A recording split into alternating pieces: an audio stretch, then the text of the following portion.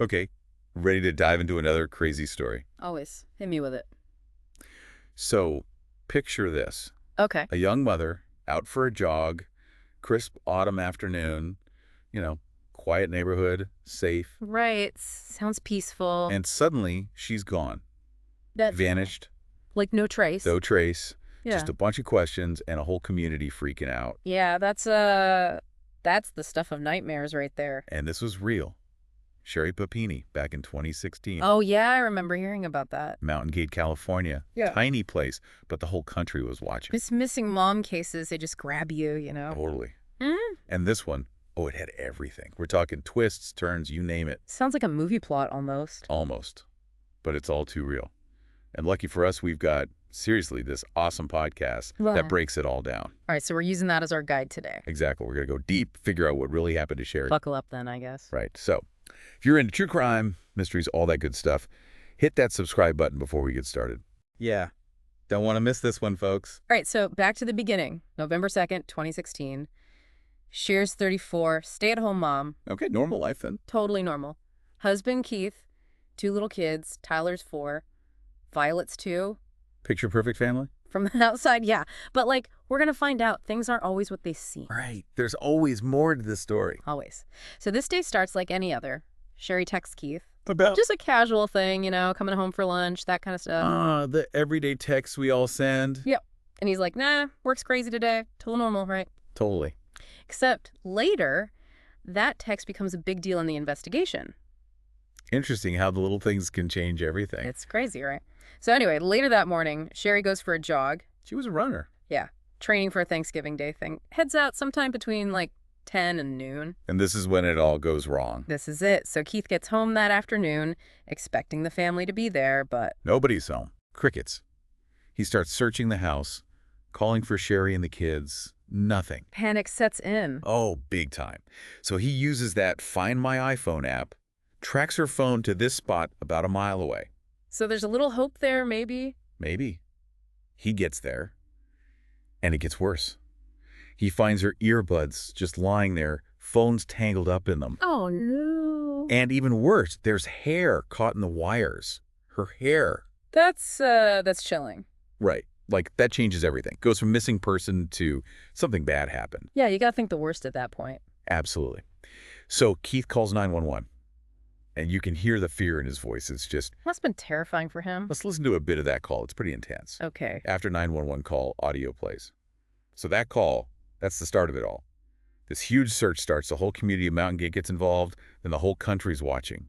It's amazing how these cases can capture everyone's attention. Yeah, it's like we all feel connected somehow.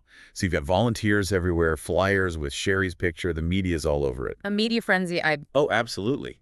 And as the days go by, the mystery just gets bigger. Where is she? Who took her? Is she even alive? So many questions, so few answered. So with Sherry missing, the investigation really starts heating up, right? Oh, yeah. And the focus quickly shifts to those closest to her. Makes sense. Husband, family, you know the drill. Statistically, that's where you start in these cases. It's often someone the victim knows. Right. So you got to look at Keith, the husband, but they have to be careful too. Of course. Got to keep an open mind. Is it a runaway situation?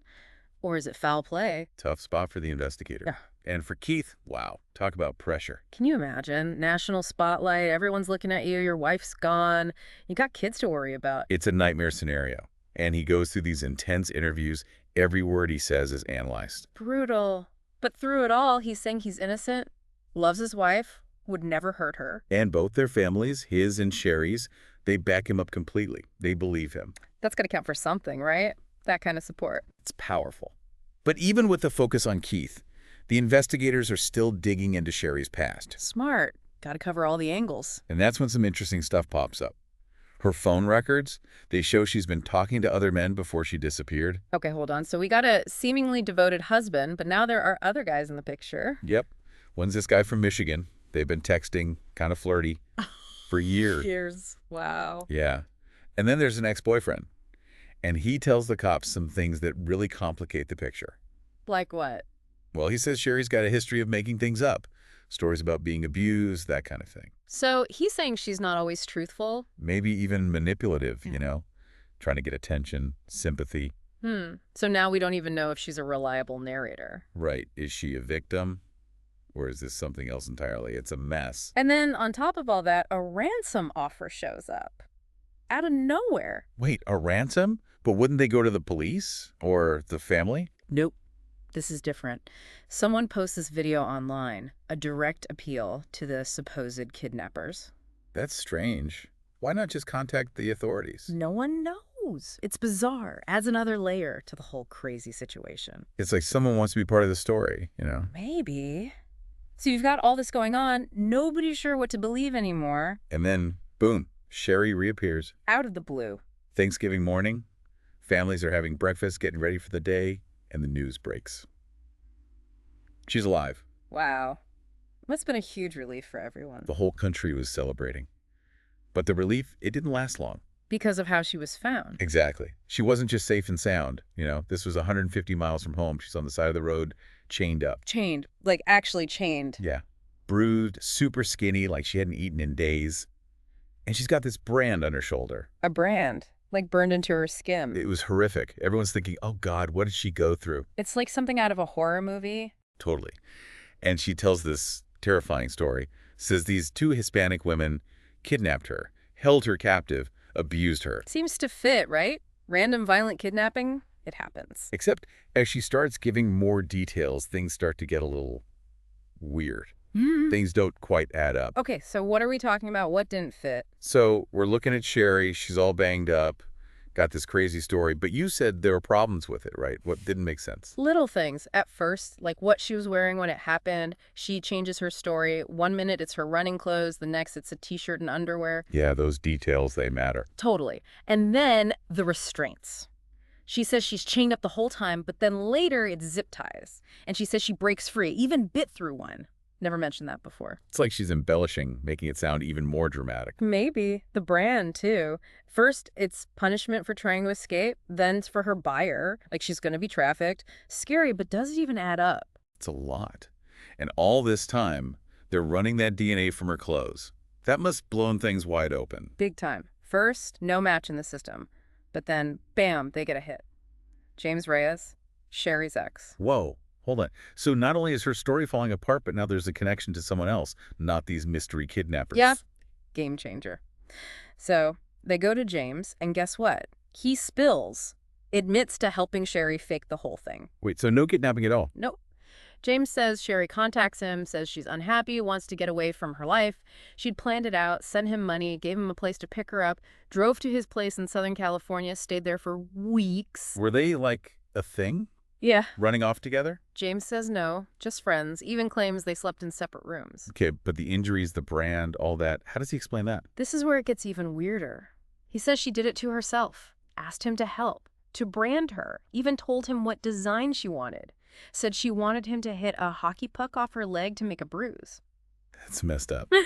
What would make someone go that far? It's the big question, isn't it? Attention. Trying to escape a bad situation, something darker. We might never know for sure. And Keith, was he in on it? Who knows? He's always denied it, but some people think he must known something. Especially when you consider they used that GoFundMe money, the money people donated to find her, to pay off debts. So maybe a money angle too. Could be. And then there's this creepy thing. Years ago, Sherry's friend disappeared. Same kind of situation. Makes you wonder if Sherry was trying to copy that, get the same attention. So what happened to Sherry in the end? Did she get away with it? Not exactly. They arrested her in 2022, charged her with lying to the FBI, and mail fraud.